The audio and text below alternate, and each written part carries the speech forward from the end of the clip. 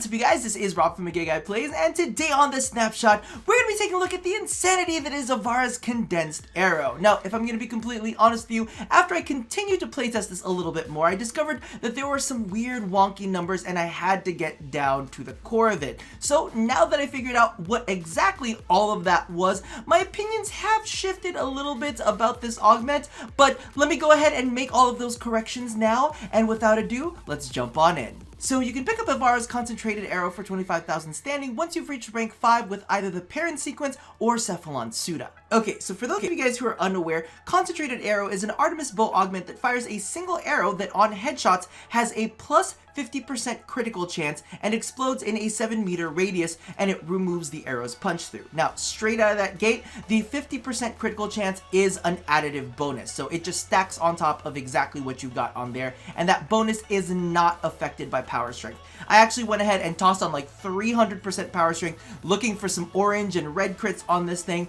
and it pretty much performed the exact same with any other standard build out there, so don't really worry about power strength in regards to this mod. If you want power strength for your own, that's totally fine. However, the 7-meter range is affected by range mods, so if you want to lay in with a little bit of range there for you, go ahead and feel free to do that. So one of the big things that I really wanted to express to you guys here is concentrated arrow basically takes away all of Ivara's multi-shot and gives her a single arrow. Now here's the thing, here's the caveat that really freaking got me, was when I was actually firing off the arrow singly and, you know, we were taking a look at the numbers on those enemies, I was like, wow, it looks like it's doing even more damage. The arrow itself is only doing the same amount of damage that a single arrow from the non-concentrated arrow Artemis is. So the arrow itself is quite underpowered. You're losing like several other instances of this arrow. However, where we were getting the crazy bonus damage was the fact that if and only if you get a headshot, and I need to express that, if and only if you get a headshot, you will have that explosion. Now, the explosion actually seems to do about 3 times the damage of the single arrow. So, if you hit an enemy in the head, you're technically putting 4 arrows into his dome, alright? Now, this explosion does not diminish by range, so it's a set damage within that 7 meters. It pretty much is always a guaranteed crit. Actually, it's not pretty much, it's always a guaranteed crit.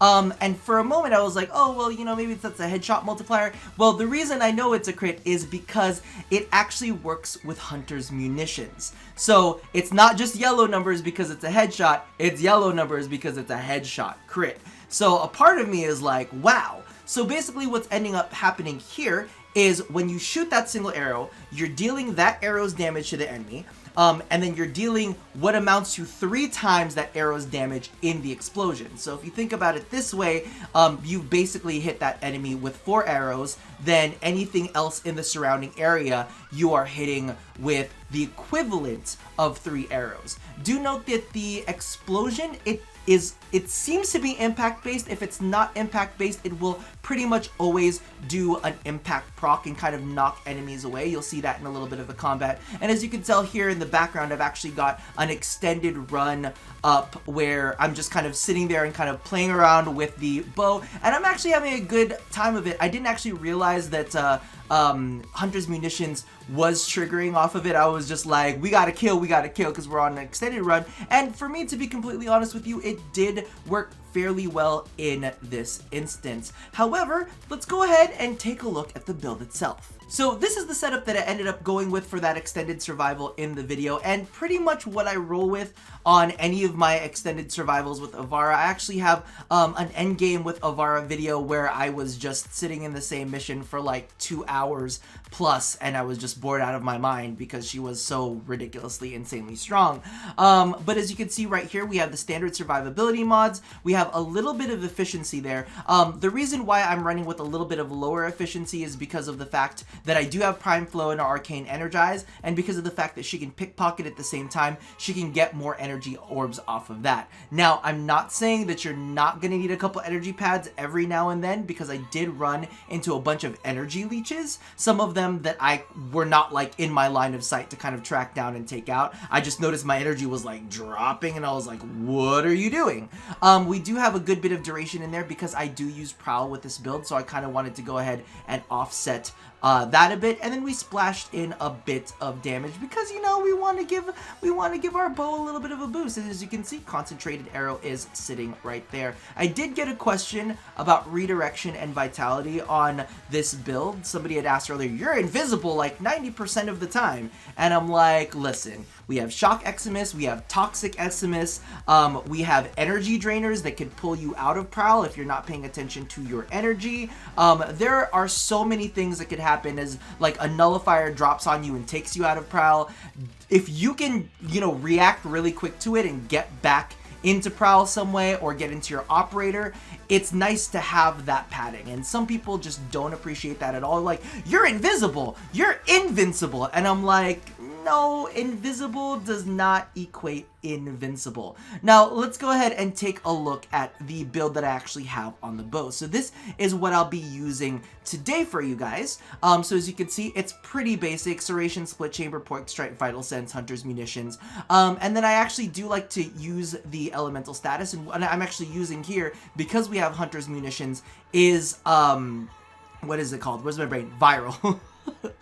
So that's what I'm using for that. Note that from all of the times that I was using the explosion on the condensed arrow, it did not seem to proc any of these elements. And that's exactly why I'm thinking in my head that it's its own like instance of impact damage, because you always see the impact damage going off, and there is no clean tripling of the damage that's done, because there is a considerably larger amount of damage that's done by the explosion than the arrows, and it always equates to about triple, but not like, it's always off. It's always a little bit off. So in my head, I think that it's just a different setup of IPS, and I'm thinking that it might just all be impact, but you know, that's just me.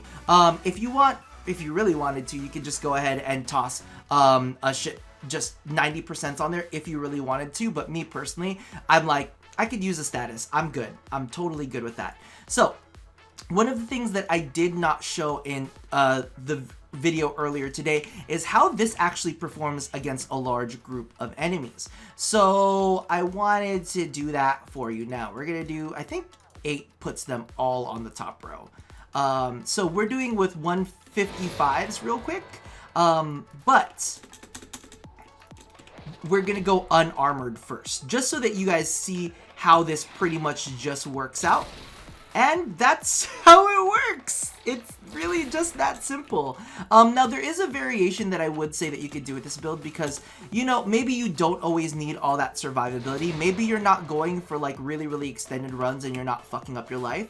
So what you can do is you can go ahead and take out the 2 survivability mods, put on a primed vigor, and then toss on a stretch to this. It'll fit. I've already done it in the build itself just to see if I can do it. And if you notice there, because I didn't get a headshot, there was no explosion. So that's kind of the big trade-off. I didn't get a headshot again, so no explosion. Come on. There you go. That's what we're looking for. So that is the big caveat to this build. With your normal Ivara just Artemis bow, you're always gonna have all of those multiple shots. And those multiple shots do perform quite well. In fact, let's go ahead and let's get rid of this. Let's go ahead and toss on 8 Corrupted Bombards real fast. We'll simulate them. And then what I'm gonna go ahead and do, because I'm gonna show you how this performs with and without. So I'm gonna take out condensed arrow, and we'll just go ahead and put in Augur Secrets. You know, just a little bit more power strength there. Nothing too insane, because I'm not going to put Transient Fortitude on this build, because legitimately, if I were to use it in real life, I would not put it there. Fuck, I spawned another 8 enemies by mistake. Or was that accurate? No, I think it's okay.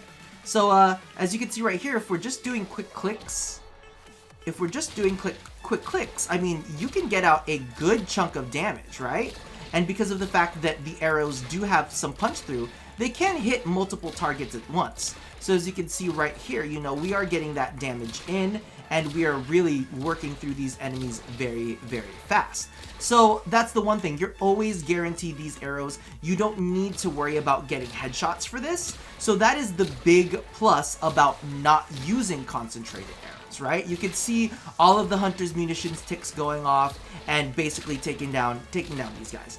One thing that I do need to point out, because I feel like there are some people that don't quite understand how the Simulacrum works, is the enemies are put in a state of unalertedness. This is just me kind of like ticking my boxes. Enemies are put in a state of unalertedness, but stealth multipliers only apply to melee weapons. So sometimes I get that in the comment section where they're like, well, you didn't consider the fact that you're getting what do you call this? You're getting stealth multipliers, and I'm like, what the hell are you talking about? We're talking about ranged weapons. That's not how that works here. Now I'm gonna go ahead and show you how this works with concentrated arrow, because I want you guys to see the comparison of the two. And the way that I put this is, you know, if you miss, you are heavily penalized. However, if you get a headshot, oh, I'm not even using it. If you miss, you are heavily penalized. However, if you get that headshot, you can spread hunter's munitions to so many enemies at once. And for those of you guys using larger power strength builds, of course, your arrow is going to proc more with like larger slash procs. Now, me personally, you know me, I don't necessarily feel it necessary to go ahead and put in a shit ton of power strength. But I mean, if you guys, you know, want to do it and you guys find that you can maintain it over long periods of time, feel free.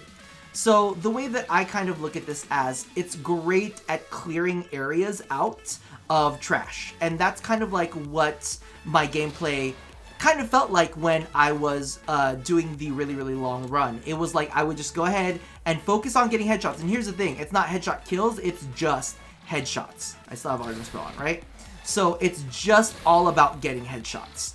So you could actually aim at a large target, not kill that large target, but use the procs off of the headshot of that large target to kill enemies, surrounding enemies. So I think that's actually pretty gosh darn great, and spreading all those slash procs are always very, very nice. But that's just kind of like my opinion on this. The only thing that I do have to say is, when you hit with a single arrow on this thing and you don't hit a headshot, it's painful. And remember, that costs you energy.